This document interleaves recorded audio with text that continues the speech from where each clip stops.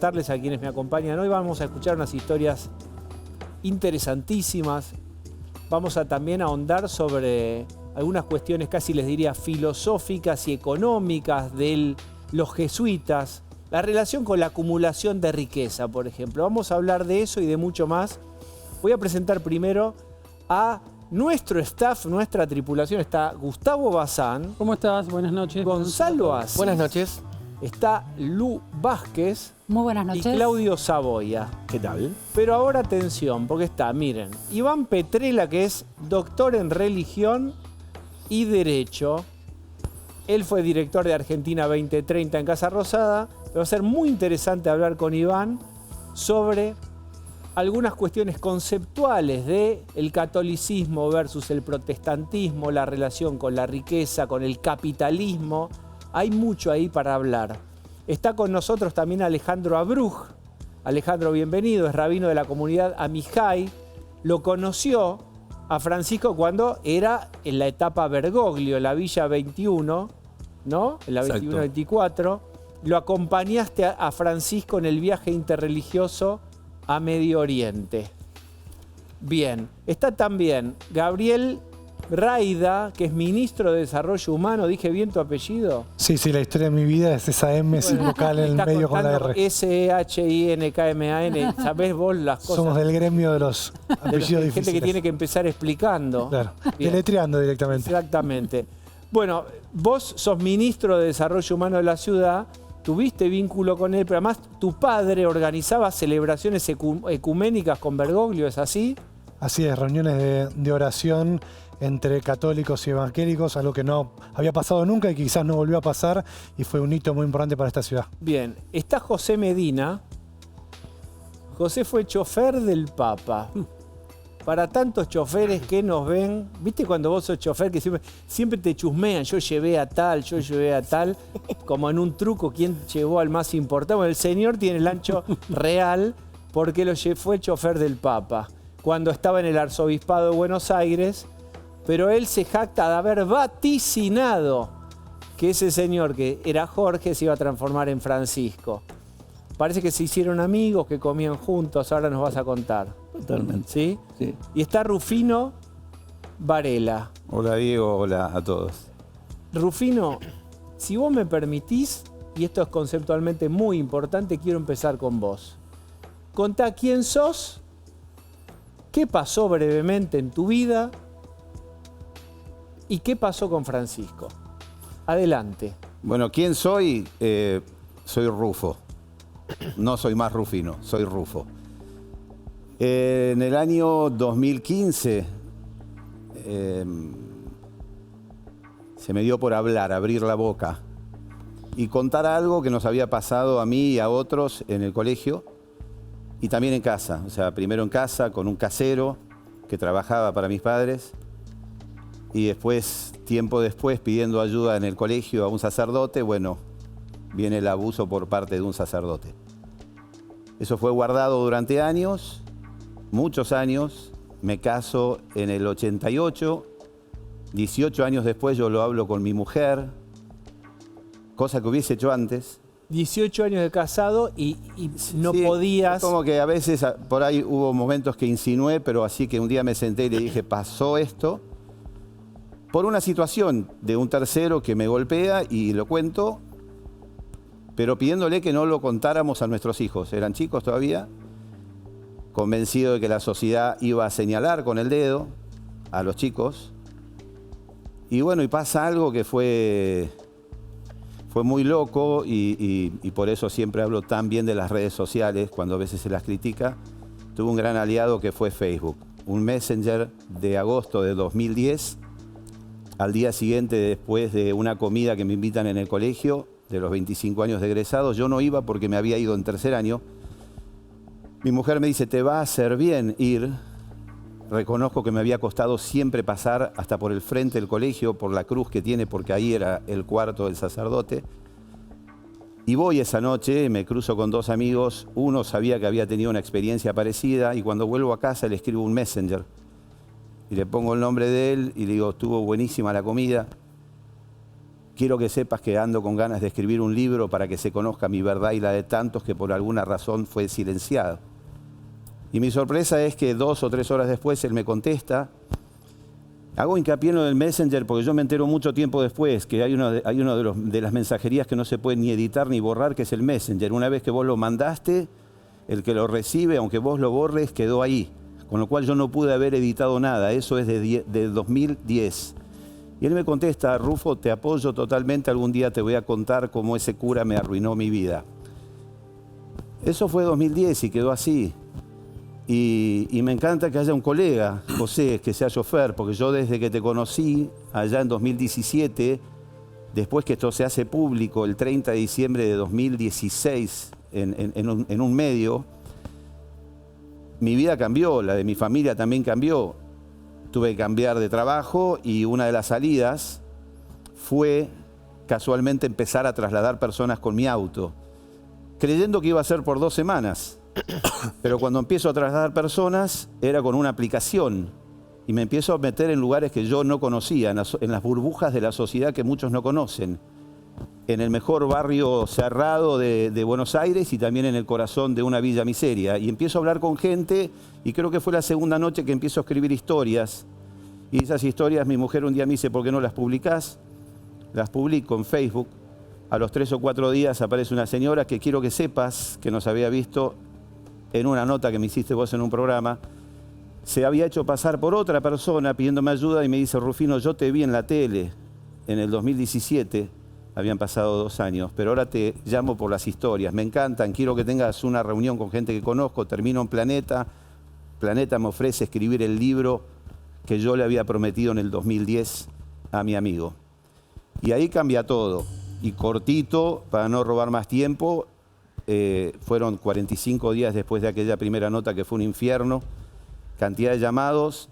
Yo siempre hago hincapié, es que el Newman fue el disparador, donde hubo más víctimas, pero lo que pasa es que en 45 días, me acuerdo, hoy lo mencionaba, Esteban Bullrich era ministro de Educación, él se entera de lo que pasaba, el Facebook me explota, yo no usaba redes sociales, y en 40 días tenía cerca de 350 casos de abusos de distintos lugares del país, pidiéndome ayuda, y yo pidiendo ayuda a que me ayudaran. Y ahí fue cuando dije, tengo que hacer algo, pido hacer una misa, que se la pido a Maxi Kursinovich, que era un asistente de Monseñor Ojeda, obispo de San Isidro. Y yo ahí me acuerdo que le digo, necesito que hagamos una misa, pero que sea abierta a todos, que terminemos con esto de católicos por un lado, judíos, porque el tema de abuso es algo que excede todo. Se hace esa misa y bueno, viene ese momento que para mí estos días me pegó muchísimo, que es la llamada del Papa Francisco a mi celular. Ahí está. Si querés lo dejo ahí y como vos... Sí, sí. Porque ¿por qué estamos hablando de esto? Por supuesto, porque tu valentía, rompiste un muro ahí, fíjate cómo a partir de eso que vos te atreviste a contar, tanta gente te escribió, necesitando contarlo también, y en un ratito lo que te vamos a pedir es esto, que este es el giro, la novedad, que un papa, que el jefe de la Iglesia Católica te llame por teléfono, y quiero que lo cuentes ahora. Entonces, ¿cómo fue ese momento? ¿Sabías? ¿Te habían anticipado? Contalo exacto cómo fue. Bueno, vos sos psicólogo y más de una vez tuve ganas de llamarte para ver qué es la amnesia, porque me lo han dicho, que en algún momento tuve algo de eso en todo ese momento. Me llevó varios meses de preguntarme por qué me llamó el Papa. En un momento se lo atribuía a una prima que me había ayudado y que tenía alguien que por ahí lo conocía. Después pensé en otra persona, pensé en la gente del colegio, pero encuentro una carta que yo le escribo por pedido de una persona en noviembre, que la tengo manuscrita, noviembre de 2016, un mes antes que saliera la nota del diario. O sea, antes de vos dar una nota, ya le habías mandado una nota al Papa a vos. Sí, porque la situación que les voy a ser sincero y te lo pido por favor. Es como que no quiero hablar de mí porque es el Papa hoy ese momento. O sea, no quiero robarle ni un centímetro al Papa, pero sí es importante esto. Pero es que yo te voy a ayudar con esto. Todo, Diego. A través de lo que vos estás contando, vas a contar una cosa que es muy importante y muy novedosa en el papado y en la historia de la Iglesia. que es el reconocimiento y el pedido de perdón por los actos de abuso de la Iglesia.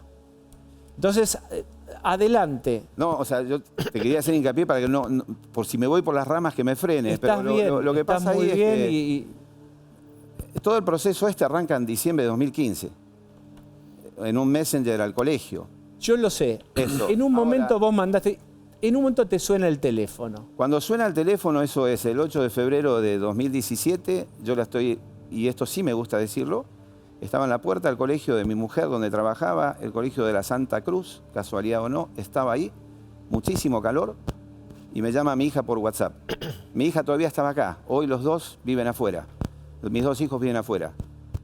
Estoy hablando por WhatsApp, no sé si recuerdan que en esa época, cuando uno estaba hablando por WhatsApp y alguien llamaba por celular, las comunicaciones se cortaban un poco, se trababa.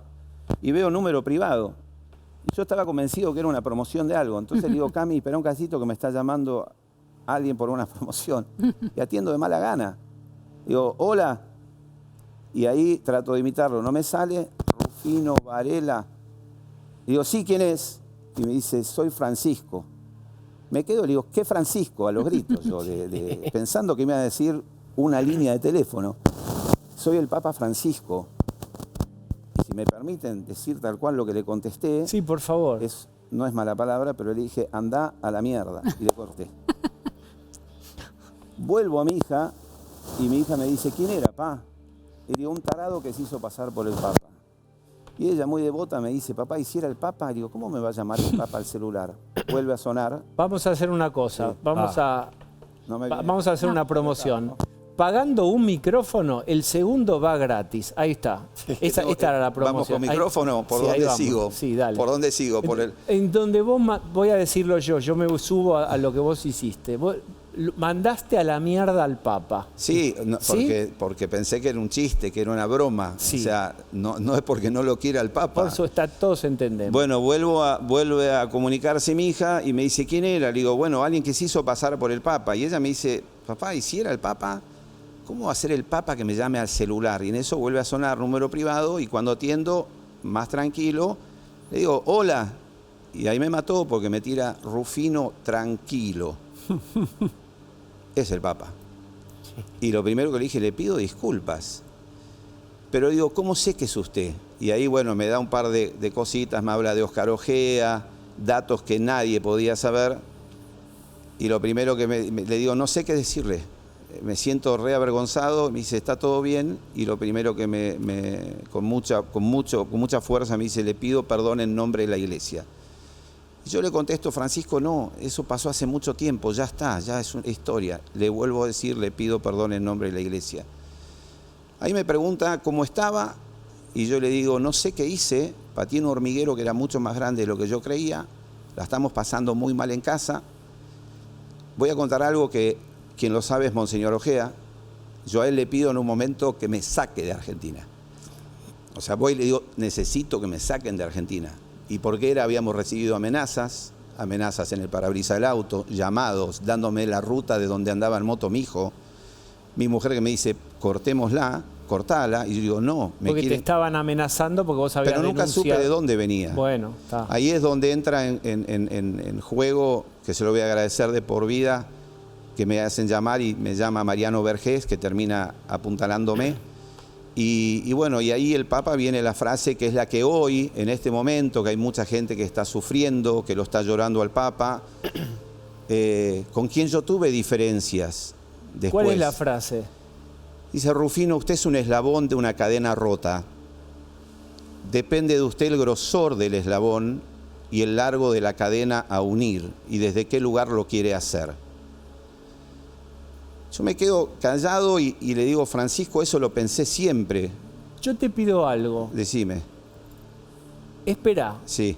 Yo voy a dar una vuelta para tomar esto Mejor. mismo desde otro ángulo y después mejor. yo vuelvo. Dale.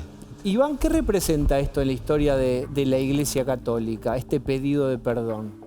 Bueno, iba a decir que a mí lo que me parece muy interesante, el fenómeno de una iglesia que pide perdón, ¿no? Otro ejemplo de eso es cuando el Papa pide que recen por él, ¿no? Eso ya demuestra, y esto creo que es una de las grandes contribuciones de Francisco a la Iglesia Católica, una apertura que no se veía hace muchas décadas en la Iglesia. La Iglesia tradicionalmente, esto cambia un poco en el Segundo Concilio Vaticano, no sé si queremos entrar en detalles, pero tradicionalmente la Iglesia de alguna manera le hablaba al mundo o enseñaba al mundo. Y no estaba la percepción que había tanto para aprender del mundo para la Iglesia. Pero con Francisco eso cambia radicalmente. Hay una apertura que se da a nivel social, obviamente su postura a favor de los migrantes, los descartados, las minorías sexuales, todo eso es parte de ese proceso de apertura. Y el pedido de perdón y el pedido de recen por mí creo que es la encarnación más personal de él hacia un mundo donde siente que a veces la Iglesia le fracasó a ese mundo. Juan Pablo II, que fue también un papa muy querido y cercano a la gente, ¿estaba en la misma línea? Yo creo que Francisco es como un paso más. Por ejemplo, donde abre una puerta enorme Juan Pablo II es en el año 1986. Juan Pablo II es el primer papa en pisar una sinagoga. Pensémoslo en la historia, ¿no?, del cristianismo y la relación del judaísmo. Recién en el año 1986 un papa visita una sinagoga. Bueno, Francisco da varios pasos. Dato Muro de los Lamentos. Claro. tremendo. 5 minutos de 5 historia. minutos. En la línea de la historia hace 4 minutos. Para acá. Francisco da varios pasos más, ¿no? Con el diálogo interreligioso, el abrazo fraterno de las 3 religiones de raíz abrámica, el Muro de los Lamentos, la creación dentro del Vaticano de un instituto para el diálogo interreligioso. No, ahí también tenés un enfoque enorme de él en relación y una apuesta al diálogo, la convivencia, la paz y la apertura nuevamente de la Iglesia a otras religiones que no siempre se dio en la historia del cristianismo. Alejandro, voy con Gonza, pero ¿qué pensás vos de esto? De este dato que, claro, es de mediados de los 80, ese evento que no existía en la historia. No hay dudas, y me sumo a lo que decís completamente desde esa perspectiva, en lo que sucedió. Era muy interesante lo que decían recién, ¿no? Hace 10 minutos pasó esto. Son siglos y siglos de una posición de la Iglesia completamente diferente, ¿no? De una posición de la única y última verdad religiosa a esta posición en donde la Iglesia encarnada, ni hablar en el Papa, es un símbolo de encuentro y de unidad, de puente. Y quiero dar un dato que me parece especial del trabajo de Francisco siendo Bergoglio acá, desde ese lugar, que hizo de la Argentina un ejemplo en lo que es no la tolerancia religiosa, sino la convivencia religiosa, que es muy diferente. Mucho más difícil. No tiene que ver con tolerar al otro, bancarme lo que es, sino, es muy importante sino la esto. convivencia. ¿Cuál es la diferencia entre tolerar y convivir? Te tolero porque no te soporto, te tolero porque no tengo nada que ver con vos y no me queda otra. Convivir con el otro es aceptar esa diferencia y ver cómo me enriquezco a partir de esa diferencia. Es saber que no tengo la última verdad. Y mira esto. Acá en Argentina y en el mundo estamos atravesados por las grietas. Hay una grieta política, hay una grieta social, hay una grieta económica y cada vez más extrema. En el mundo lo estamos viendo, en la Argentina también. Ahora, en el mundo de lo religioso también hay una grieta enorme en los extremismos fanáticos. Eso no sucede en la Argentina. Argentina no tiene grieta religiosa. Aquí en la Argentina, parte del gran trabajo del diálogo interreligioso que sembró tanto el cardenal Bergoglio, que después para Francisco, como tantísimos referentes del mundo judío, evangélico, cristiano e islámico, hicieron que aquí la Argentina sea un faro y un ejemplo en la convivencia religiosa. ¿Tenías algo, Gonzalo? No, me parece interesante lo que plantea Iván, para ponerlo un poco en lenguaje televisivo. Bergoglio hizo de papa lo que dicen muchos sacerdotes, pero que difícilmente se anima a decir un papa. Pienso también lo que pasó en otro acto de reconciliación que tardó mucho en llegar, que fue la mirada que la Iglesia tuvo sobre su rol durante la dictadura militar. Arrancó con un sacerdote, que fue el padre Rubén Capitanio, año 2004, juicio al cura von Bernich. ¿Te acordás que fue un cura muy vinculado a los delitos de lesa humanidad, que por primera vez como cura se anima a pedir perdón? Ahora acá estás hablando de un papa que se anima. Es mucho más grosso en términos institucionales que un papa llame a una víctima, porque está lleno de sacerdotes que lo hacen todos los días esto. Ahora, que el papa lo haga en términos institucionales, me parece que marca el legado que Bergoglio le deja al catolicismo. Lu.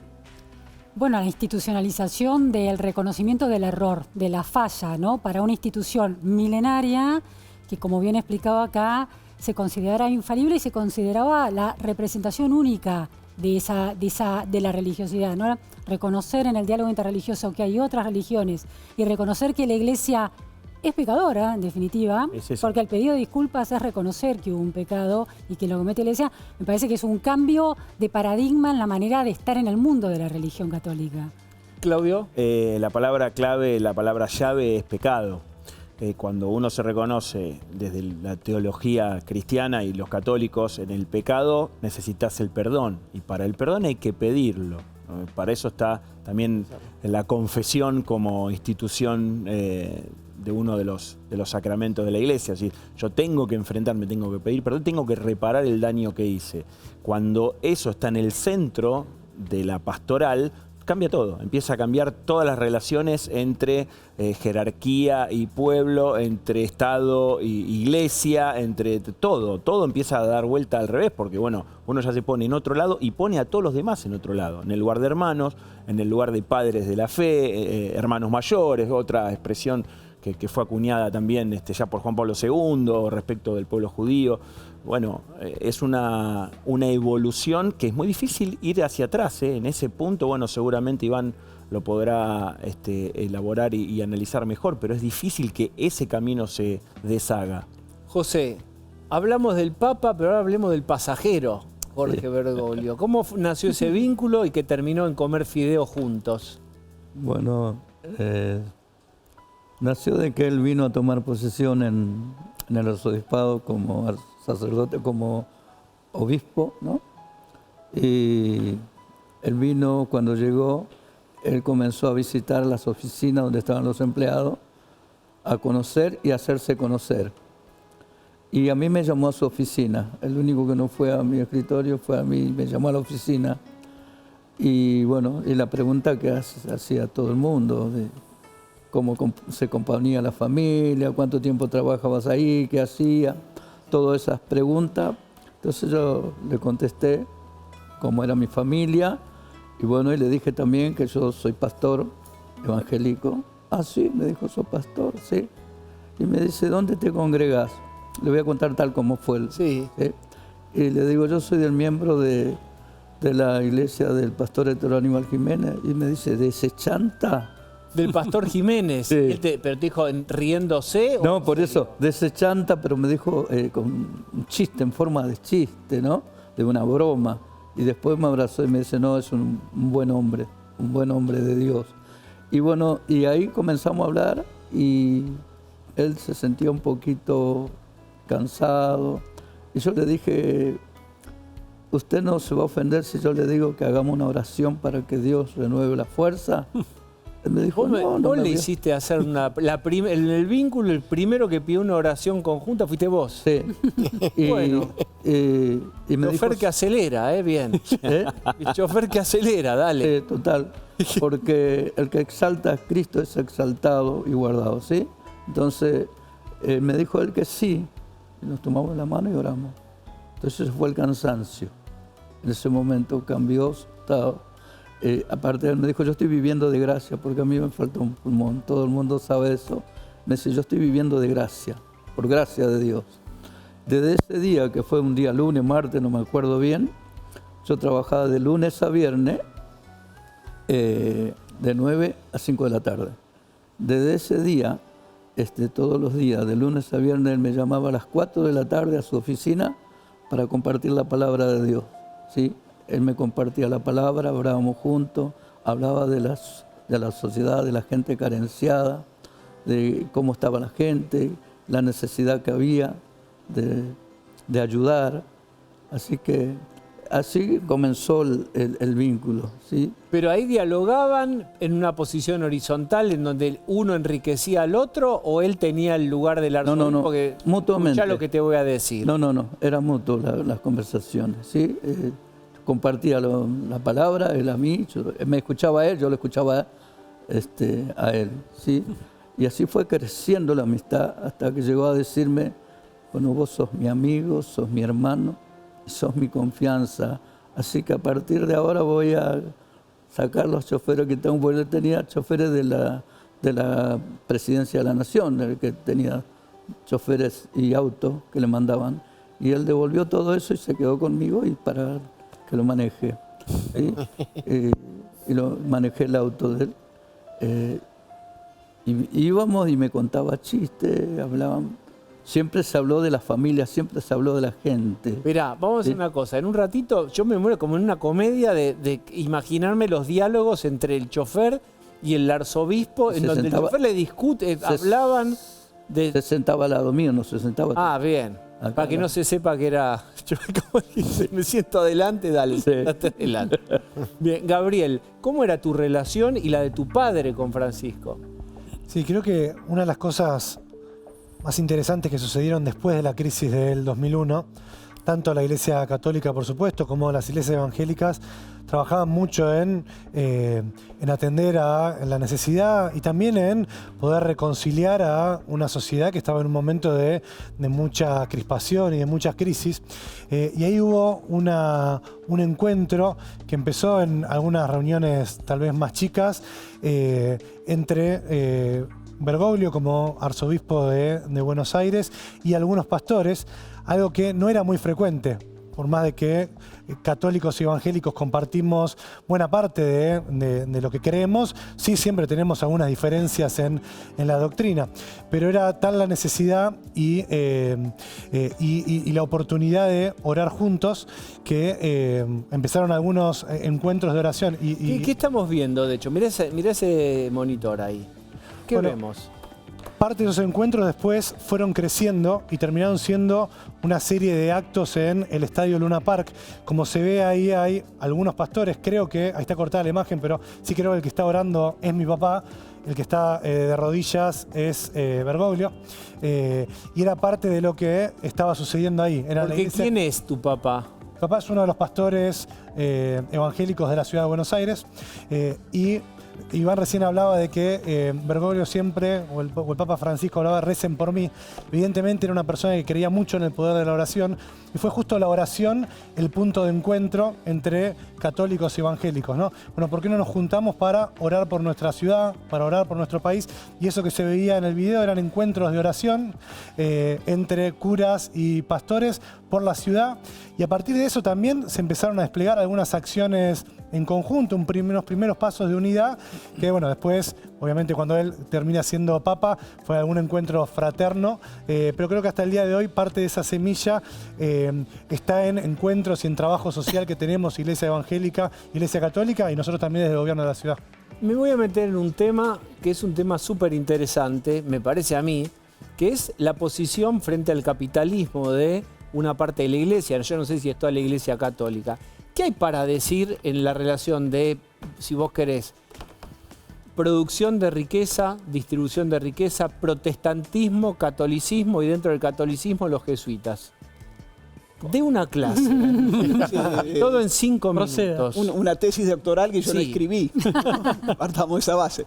A ver, bueno, por un lado, está la famosa tesis de Weber, ¿no? En la ética protestante del espíritu del capitalismo, que según Weber, y me parece que es un argumento muy interesante, el capitalismo surge porque vos tenés en los protestantes, con Calvino y Lutero, la doctrina de la predestinación. Esta idea que Dios sabe de antemano si vos vas a ir al infierno o al cielo, ¿no? Si Dios es todopoderoso y sabe todo, suena lógico que Dios lo sepa de antemano, ¿no? Eso, según Lutero, llevaba una ansiedad terrible. Porque en el fondo querés saber a dónde vas a ir, ¿no? Vivir la vida sabiendo que ya estás predestinado y no saber a dónde vas a ir te genera mucha ansiedad. Está escrita. Claro, exactamente. Está escrita, ¿viste? Está escrita en el cielo ya. Entonces, ¿qué sucede? Empieza a surgir la idea que te vaya bien en la vida secular, medido en cuanto al éxito económico, sería una señal de que irías al cielo, ¿no? Y eso se da porque hay una conjunción de que surge esta ansiedad y al mismo tiempo surgen los mercados. Entonces está la mezcla entre ansiedad protestante y los mercados. Entonces la gente trabaja mucho, invierte mucho, no consume lo que invierte, lo que gana, vuelve a invertir y eso lleva al capitalismo, ¿no? Entonces, tradicionalmente se dice que en el protestantismo hay una relación como más amigable con el dinero y la producción que en el catolicismo. El catolicismo vos tenés desde la encíclica Rerum Novarum, por ejemplo, del siglo XIX, se trabaja mucho el lugar del trabajador y la dignidad del trabajador. Es una encíclica que se escribe antes de que haya muchos movimientos sociales, derechos laborales, etcétera, etcétera. Francisco, ¿no?, como da varios pasos más en la doctrina social de la Iglesia y empieza a hablar del problema de los descartados. Él ve un sistema capitalista que deja gente afuera, que el problema ya no es que sos explotado en el trabajo, por eso ya no existe más, en el fondo dicen, porque hay sindicatos, ¿viste? Es más difícil eso, pero hay gente que queda afuera. Y esa gente no tiene ningún valor si se les mide el valor solamente de acuerdo a lo que producen o consumen económicamente, ¿no? Entonces ahí surge con Francisco y una vertiente del catolicismo que yo creo que él representa, que es la teología del pueblo, una crítica, que creo que es una crítica interesante al capitalismo como un mecanismo que necesariamente deja gente afuera y por ende hay que acompañar a esa gente y privilegiarlos a ellos en la mirada del sacerdote o del papa, porque justamente Jesús en los evangelios, el ejemplo que da es que se para siempre del lado de las personas que están afuera de la sociedad. Termino con esto. Para mí, y esto está muy relacionado con Francisco, vos tenés en los evangelios la parábola de la semilla de mostaza. No sé si la escucharon. No. El reino de Dios, dice Jesús, en un momento es como una semilla de mostaza.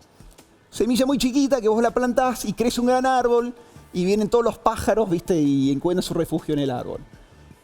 Lo que no explica tanto el evangelio es que la semilla de mostaza y la planta de la mostaza es tremendamente difícil de controlar.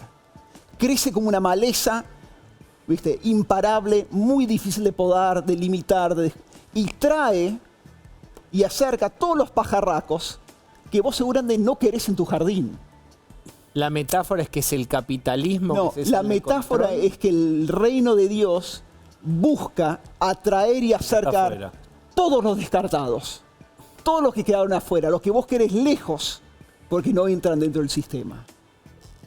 Pero, Iván, una pregunta me parece que resulta de esta explicación tan clara que das es, se arma, Francisco propone una nueva jerarquía en la que en la cúspide están los descartados y la pobreza como el reino al que hay que llegar, como el reino deseable, o propone una salida de esos descartados para convertirse en integrados de alguna manera. A ver, no diría que proponen en el cúspide los descartados y la pobreza, porque la pobreza es un fenómeno que Francisco obviamente no quiere, sabe que no está bueno. Porque se lo ha acusado de pobrista. Sí, yo creo que es como una simplificación. Lo que sí propone, y la verdad esto está, si uno cree en esto, yo soy agnóstico, pero si uno cree en esto, en los evangelios y la enseñanza de Jesús, bienaventurados sean los pobres. Digamos, hay una reversión del estatus social, donde el más importante, donde el que hay que ir a buscar es precisamente el débil, el descartado, el marginal, el pobre, ¿no? Y esos están más cercanos a Dios. ¿Buscarlo para qué? Buscarlo para protegerlo y acompañarlo en su situación, pero también para que salga de esa situación. Desde mi punto de vista con Francisco es para protegerlos, para cuidarlos, para que salgan de la situación, pero también, según Francisco creo, para aprender de ellos. La idea también es que tienen algo para enseñarnos en cuanto a la relación de cuánto importa realmente el dinero, la fama, el poder. Recordemos que si Jesús predicaba un mundo otro mundo que se venía y este mundo que se acababa, lo que damos por importante en este mundo no era importante en el mundo que se venía. ¿Qué decís, Alejandro? Porque estamos en un momento, estamos en televisión abierta, fíjense ustedes, y podemos hablar de Weber. De Weber. Ahí No, tenés. yo me quiero subir a lo que estaban diciendo en relación a Francisco, no desde una mirada del pobrismo, no acuerdo. Aquellos que lo conocimos de cerca, creo que tenía una mirada de empatía con el pobre, con el humilde. Una empatía que lo hacía sensible hacia esa situación, y ese aprender del que hablas era compartir esa vida. Quiero dar, si me permite, un ejemplo, porque me parece que una de las características más más claras que tenía Francisco, antes de ser Francisco incluso, y que muchos cuando lo vieron seguir usando esos zapatos se asombraban, ¿no es cierto? O cuando decidió ir a dormir no en el lugar donde dormían los papas, en una capilla muy simple, o ahora con la simpleza con la que decidió que sean sus últimas exequias, etc. Esto es una característica que él portaba ya desde antes, no fue ningún show off por llamarse Francisco, era una característica que tenía que ver con la simpleza, con la belleza y la profundidad de lo simple. Y quisiera, si me permiten, dar un ejemplo a partir de dos historias que contaron acá que me sentí muy identificado. Hace muchos años, apenas unos meses antes que se haga papa, muy lejos de tu historia, Rufo, por favor, y la verdad que fue tan conmovedor lo que contaste, pero yo tuve una pequeña problema de salud que hizo que quede internado un par de noches. Y de pronto me suena el teléfono a mitad de la noche, cosa que no tenía ninguna idea de... Y me llaman por teléfono, estaba internado, y atiendo y me dice, hola Alex, y Jorge. Jorge, yo también lo primero que sentí que era un tío Jorge que tengo. No. Jorge, ¿qué Jorge? Jorge Bergoglio. ¿Qué pasó? ¿Cómo? ¿Qué te pasó? Escúchame, quiero que te recuperes, que te pongas bien, y apenas te pones bien, yo me voy a tu templo a rezar con vos. ¿Qué te parece? Digo, es verdad que el cura, el pastor hace eso. Él era el cardenal primado de la Argentina. No tenía por qué llamar al rabino a decirle que iba a ir al templo a rezar. A partir de ahí armamos un espacio para que venga, y era la noche de Hanukkah, muy cerquita, un par de semanas después era la noche de Hanukkah, que todos sabrán, en diciembre, claro, cerca de las Navidades, donde nosotros encendemos velas durante 8 días, durante 8 noches. Y lo llamé para que venga a encender la primera vela, que es la más importante, que él sea el primero, el que enciende la primera vela de la fiesta. Obviamente que dijo que sí. Lo estábamos esperando esa noche, y por supuesto lo esperábamos en la puerta del templo para que llegue con su chofer. ¿Era él? Lo estábamos esperando, no nos conocíamos, pero lo estábamos esperando, obviamente habíamos hecho lugar en la puerta del templo para que venga su chofer, y de pronto viene caminando completamente empapado debajo de la sotana. Y digo, padre, ¿qué pasó? No, el subte hasta ahora, la verdad que es una cosa... Había venido en subte desde el centro hasta Belgrano, completamente empapado, estaba diciembre en Buenos Aires. Digo, es la profundidad de la simpleza. Me pidió tomar mate para sacarse el agobio del... Y por supuesto que encendió esa primer vela, que fue algo muy conmovedor para todos. Fue una foto que incluso estuvo dando vueltas ahora con todo lo que sucedió a partir de su partida. 3 meses después se transformó el Papa Francisco. Siempre me llevé en el corazón que le había dado suerte esa vela. Todo el mundo, claro. Sin duda. Rufo, vamos a continuar con tu historia, que es que te suena el teléfono y en nombre de la Iglesia Católica te piden perdón por lo ocurrido. Lo ocurrido son los abusos en colegios católicos. ¿Cómo sigue la cosa? ¿Después de la llamada? Sí. Porque vos le decís, no tiene usted que pedirme perdón. Sí, bueno, fueron 10 minutos, que me pareció una eternidad, y al mismo tiempo es algo que se fue. Y que me encantaría hoy poder continuar, porque me quedaron muchas cosas por hablar. Terminó así, cuando él me dice, yo rezo por usted, usted rece por mí.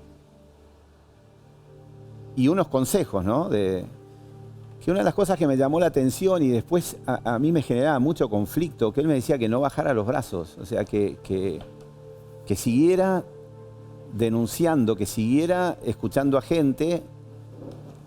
Y yo decía, pero ¿cómo? Si lo quiero poner como yo lo pensaba, y hablaba con gente que me llamaba, otras víctimas, ¿no? Mucha gente muy agresiva. Hubo gente muy agresiva, que los entiendo, están por ahí rotos o tendrán otros intereses. Yo nunca quise salir a atacar a la iglesia como institución, porque es lo que es mi forma de pensar. Yo digo, hoy hace un ratito hablaban de la época de la dictadura. Para mí no fueron todos los militares, para mí no son todos los curas malos, Claro. no son las instituciones. Entonces lo que hay que tratar es de sacar a las manzanas podridas de las instituciones, pero me lo estaba pidiendo él. Y al mismo tiempo yo decía, él me está diciendo que yo siga, pero él está al frente de la iglesia que yo estoy en cierta forma denunciando. Entonces no lo terminaba de entender, y esto lo hablaba con Oscar Ojea. me decían, seguí, pero por otro lado, cuando me están diciendo, seguí investigándonos, los estoy atacando, los estaba atacando. Lo que me pasó después fue que les diría que al día siguiente de ese llamado, lo puedo nombrar, es un colega de ustedes, Nico Cassese. Sí, Nicolás Cassese. Yo casi me Nación. descompongo en el auto, o sea, la parte anecdótica, así como fue... Recuerdo que Nico Cassese hizo una serie de notas muy fuertes, muy conmocionantes en ese momento, con mucha repercusión. Porque en esa fue la Nación en ese momento primera. sobre lo que pasaba ahí en tuvimos, ese colegio. ahí nos encontramos también con el colega, pero lo que pasó ahí fue que en el momento que termina la llamada, yo no me había dado cuenta, esto es anecdótico, pero tiene que ver con el poder que tenía, con esa simpleza. Les había dicho, yo estaba viendo un partido de tenis, debe haber habido 32 grados de calor, las ventanas abiertas. Cuando veo que es él, automáticamente cerré las ventanas. Yo estaba de traje, de casualidad, no suelo andar de traje. Y cierro las ventanas, corta, y no sé cuánto tiempo pasó, y me quedé como en trance. Mi mujer me golpea la ventana y pensó que yo estaba infartado, porque llego a abrir la puerta y estaba empapado, y le digo, temblando, me llamó Francisco. Y entonces me dice, ¿qué Francisco? El Papa, y se larga a llorar, justo llama a mi hija, se larga a llorar, y lo llamo a Nico. Y digo, Nico, le escribo, Nico, me acaba de llamar Francisco. Entonces él me llama y dice, ¿querés publicar algo en Facebook? Y digo, que no sé si conviene, pero era él, seguro sí, lo publico en Facebook, yo te voy a levantar algo en La Nación, en digital. Y levantan digital y explota el teléfono, entonces ahí empiezan a venir las agencias de afuera y empiezan a llamar gente, víctimas de todo el mundo. Entonces digo, ¿en qué me metí? Pero eso fue lo que provocó él. O sea, yo lo que le agradezco fue eso. Y después sí me gustaría, porque hoy también lo estaba conversando con colegas suyos, yo fui muy crítico en algunas cosas, con una voz muy chiquitita, de algunas, no eran conductas, era que yo entendía que Francisco se equivocaba. Yo se lo dije a él. Pero cuando murió, lo primero que dije es, ¿no le exigí yo demasiado a Francisco? ¿No fui por demasiado exigirle a alguien que maneja una iglesia que es millonaria en cuanto a los fieles, ¿no?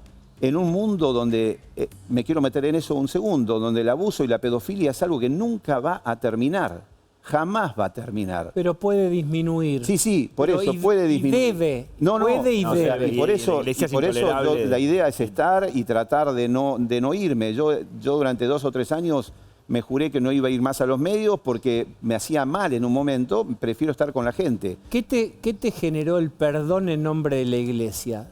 ¿Te reparó? ¿Te modificó algo? Pero ahí tengo 2 lecturas que en este momento como que me parece muy egoísta decirlo cuando lo estamos velando a él.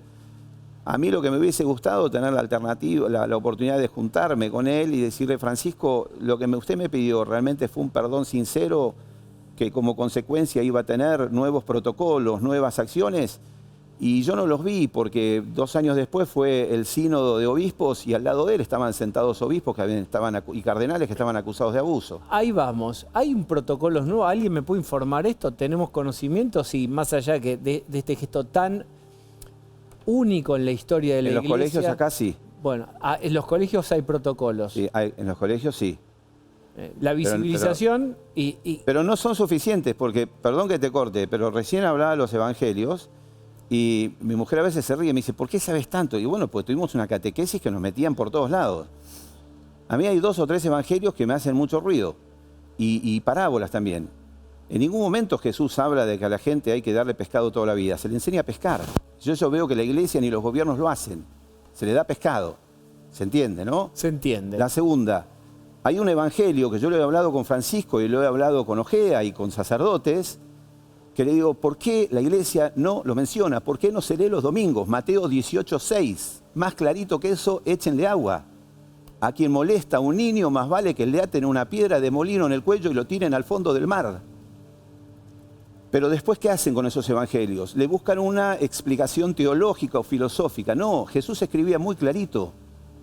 Y yo lo que veo es que la iglesia, pero ojo, no la iglesia católica sola, porque vamos a ver los rabinos que están presos en Nueva York, o los testigos de Jehová, los evangelistas, en todos lados pasa como en las familias. Yo lo que quiero saber es dónde está la justicia ¿Y dónde está el cambio de protocolos que tiene la iglesia para decir, este cura abusador me lo llevo a otra parroquia y lo protejo? Bien. Rufo, en un ratito vamos a tratar de ensayar hacia dónde podría ir la elección del nuevo Papa y hacia dónde podría ir la iglesia.